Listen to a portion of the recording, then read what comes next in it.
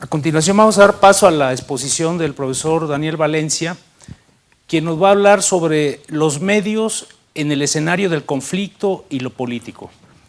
Aunque durante el gobierno anterior, las voces oficiales, con gran eco en la prensa nacional, insistieron en negar la existencia del conflicto armado, la paz que hoy se está negociando en La Habana entre el Estado colombiano y la guerrilla de las FARC es un intento más en 70 años, diría que es el 11º intento en la cronología, de parar una guerra que no comenzó cuando nacieron las FARC, sino que comenzó en los años 40 del siglo pasado.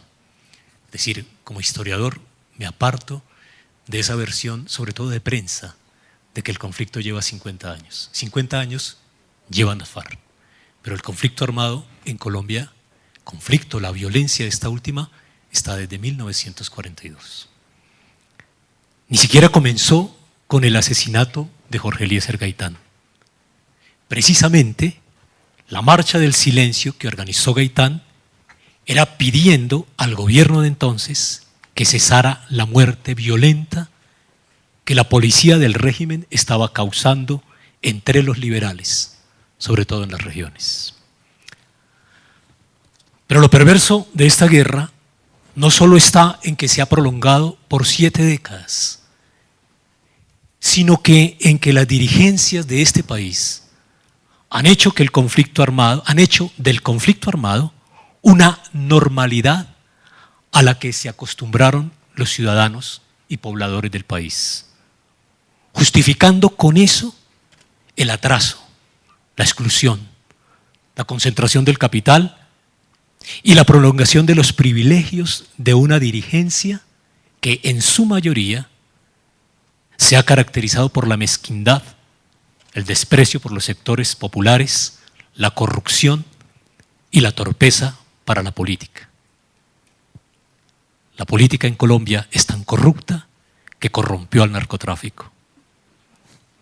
Ahora bien, el dispositivo de poder que esa dirigencia ha utilizado para normalizar la guerra, pese a sus crueldades y a su degradación, ha sido el control que mantiene sobre los medios de comunicación, en especial sobre el ejercicio del periodismo. El periodismo ha sido encargado de narrar el conflicto, de representarlo y por ende de contribuir a la formación de las corrientes de opinión que en todo lo sucesivo de los 70 años que lleva esta guerra han variado dependiendo no tanto de los actos de guerra como de los intereses de quienes controlan el Estado y por supuesto la información. Al analizar la estructura de propiedad de los medios desde sus orígenes, se observa en Colombia la ausencia de sólidas empresas de la información y de la comunicación. Los tempranos atrasos en educación y el reducido tamaño del mercado y sus fallos en el desarrollo del mismo, me refiero con esto a la ausencia de un proceso de industrialización sostenido y sólido, incidieron para que en el país no hayan existido condiciones para crear grandes y robustas empresas periodísticas del entretenimiento y de la información que pudieran ser autónomas del poder. La característica de las empresas de la comunicación en Colombia ha sido el monopolio o el duopolio que hasta hoy se prolonga en manos de 2 grupos económicos, ahora 3, y de otros sectores que han mantenido un maridaje con los poderes locales y nacionales, conservando el control sobre el relato y la construcción del acontecer público. Y no solo en lo que se refiere al conflicto armado, sino a otros temas sensibles y estratégicos para la sociedad, como el desarrollo de la economía, la cultura, la política, la salud o la educación. Este aspecto de la propiedad de los medios es el primer factor que incide en la forma como se construyen los relatos del conflicto armado en Colombia. Esto nos lleva al segundo factor a analizar, que son los lenguajes y las formas de cubrir el conflicto. La extensión del conflicto en el tiempo, aunado a los excesos de la guerrilla, no solo ha terminado fortaleciendo a las élites que se benefician de la guerra, sino que ha impuesto un lenguaje periodístico que se encarga de prolongar el conflicto, encubrir las causas estructurales del mismo y generar desinformación. Al observar los contenidos del desarrollo de la información sobre la guerra, se encuentra un periodismo que no ve el conflicto como el problema, sino que se enfoca en las FARC o el ELN o en las otras guerrillas como una parte del conflicto y que son el problema. Desde ese enfoque ya se sesga la información, se desinforma y se recurre a un lenguaje que sobre todo en las últimas décadas ha sembrado miedo y odio en la opinión de la mayoría de los colombianos. Un lenguaje que no se compadece con el dolor y el sufrimiento que la mala política y el conflicto armado han infringido en la gente, sobre todo en los sectores pobres. Pero la desinformación no solo es producto de la manipulación del lenguaje con el que se hace la noticia, sino también la forma como se cubre el conflicto. El secuestro por parte de las FARC del periodista francés Roméo Langlois en 2012 puso en evidencia lo que ya se sabía, pero no se había comprobado, que el periodismo colombiano no cubre la guerra, que el periodismo colombiano cubre la guerra la mayor de las veces desde las oficinas de prensa de los comandos militares o del Ministerio de Defensa. Ahora, desde las mal llamadas redes sociales, pero no cubre el conflicto. Lo que Langlois le dijo a los periodistas colombianos al momento de ser liberado fue, comillas, vayan y cubren el conflicto. Porque la guerra en Colombia se está matando, en la guerra en Colombia se están matando es entre hermanos y todos son pobres. Vayan y cubren el conflicto para mostrar las carencias sociales de esa Colombia y que son el caldo de cultivo de la violencia. Cierro comillas. ¿Cómo se cubre periodísticamente el conflicto armado? Incide en el discurso guerrerista, incendiario y centralista con el que se produce la noticia en Colombia. Los periodistas en Colombia son notarios de sucesos, son notarios de registros de hechos que no ofrecen contexto alguno para las audiencias y para que éstas entiendan las causas, la gravedad y la crueldad de la guerra. Es un periodismo de declaraciones, de versiones, de reacciones, sin la tarea de verificarlas y contrastarlas con los hechos. En la televisión, la guerra se reduce a un espectáculo grotesco y ligero con el patrocinio de Argos. En la prensa escrita, la guerra se pierde en los mudos registros de noticias sin contexto. Y en la radio, más perversa aún, la desinformación sobre la guerra la produce un periodismo de tertulia, de comentarios, de periodistas acomodados en sus micrófonos, azuzando el miedo y el odio. En resumen, es un periodismo que, como afirmara Hannah Arendt, contribuye a la banalización del mal, no solo de la guerra, sino de lo absurdo de la política colombiana. Por supuesto, sería injusto no reconocer que dentro de las estructuras de las empresas periodísticas hay casos de periodistas que quieren contribuir a la terminación del conflicto, pero son excepciones. Sin embargo, su trabajo sobresale en medio de tanta mediocridad.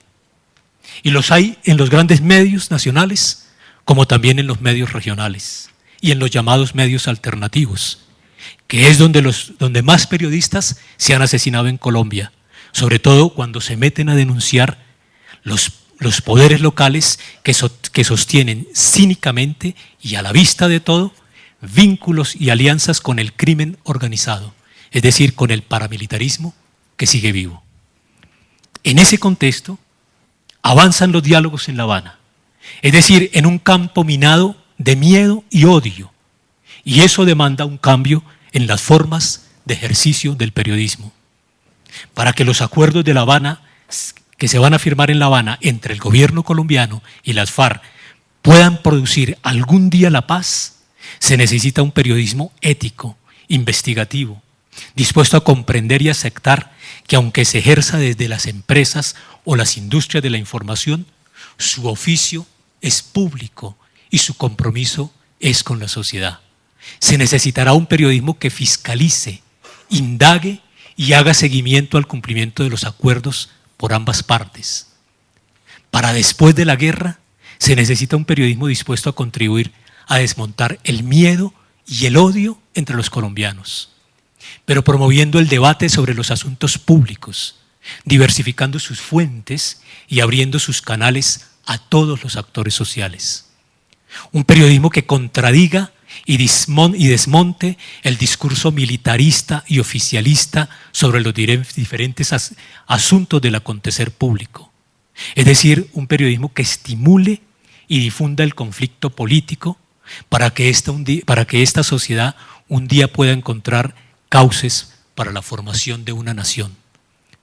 Necesitamos un periodismo que en sus lenguajes y en sus prácticas de producción de la noticia mantenga y garantice el pluralismo y la diversidad y contribuya a dar paso para que en el conflicto político dejemos de mirarnos y tratarnos como enemigos y pasemos a tratarnos como adversarios. Muchas gracias.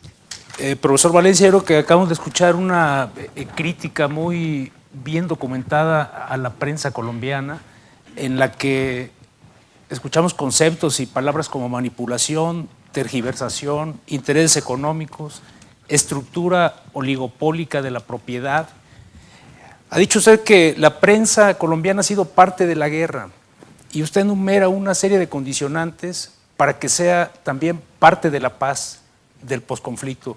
¿Usted considera que hay conciencia en la prensa colombiana de que debe motivar estos cambios para abordar los problemas de la Colombia del posconflicto, o ahí también hay mucho que hacer?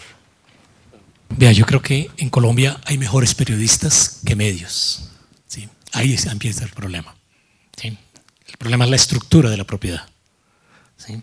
Periodistas yo conozco y yo contribuyo a formarlas. Puede haber, y de pronto cuando uno se encuentra con los periodistas en círculos de ellos, hay conciencia en el periodista, ¿sí? En el que carga todos los días con la noticia y sobre todo aquel que es formado. El problema es la estructura de la propiedad de esos medios, ¿sí? Ahí no hay conciencia, porque es que yo no creo que al señor Sarmiento Angulo le interese las condiciones de la paz, ¿sí? Yo no creo que al señor Santo Domingo o RCN les interese, porque es que es romper los privilegios. Uno cede más fácil los derechos que los privilegios. Esos son los problemas de la negociación, ¿sí? Uno cede más fácil los derechos que los privilegios. Y los privilegios de RCN, Caracol o El Tiempo son resultado de la política pública. Y ceder esos privilegios es un problema para ellos. Entonces, yo no creo que en la estructura de la propiedad haya eso. Queda la tarea de los periodistas, ¿sí? Y los periodistas, junto con los académicos, han venido abriendo espacios para eso, ¿sí? Es decir, al lado de esa gran estructura de la información de la prensa en Colombia, han venido apareciendo unos medios independientes. Razón Pública, La Silla Vacía, Verdad Abierta, ¿sí? Una cantidad de portales donde los periodistas están empezando a encontrar canales para encontrarse con la sociedad. Allí sí creo que habría conciencia. Y sobre todo si el periodista es preparado y está formado, y que es lo que les decía Langlois. Si yo voy y miro el conflicto, si yo voy y miro la tragedia, si yo voy y miro las circunstancias en que se vive la guerra en Colombia, que para ver la guerra en Colombia no hay que ir hasta el Chocó o al Guaviare. Hay que atravesar la ciudad y llegar a la final donde termina la avenida Boyacá, y ahí usted sube por los altos de Cazucá y ahí comienza la guerra. Hay que ir a tocar la guerra. Yo creería, por eso yo insisto, hay mejores periodistas que medios, y yo creo que es en esos periodistas que hay que cifrar. En lo otro, yo, ahí sí como me enseñó una abuela que me malcrió, confiando en Dios esto empeora.